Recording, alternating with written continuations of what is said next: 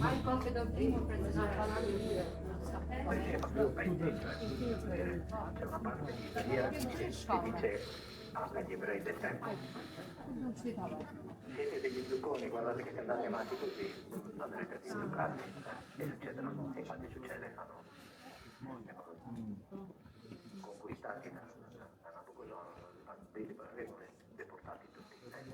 E quando scusate il mio popolo, perché ha ricevuto il doppio cattivo per tutti i suoi peccati.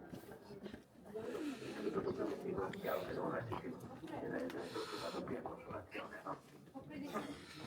Ma perché dice, per una speranza davanti a gente che è nei video e che dice, non c'è più niente da fare. E dice, no, tornerete, sarà Dio.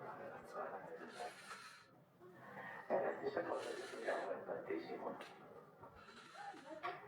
Questa gente che va a Giovanni il Battista, gli ebrei, per pregare, ieri e anche oggi, prima di pregare, devono fare una serie di attribuzioni, cioè lavarsi, anche per il tempio, eccetera. Le mani, il gomito, la testa. È il segno che vuole dire per poter pregare il Signore mi devo.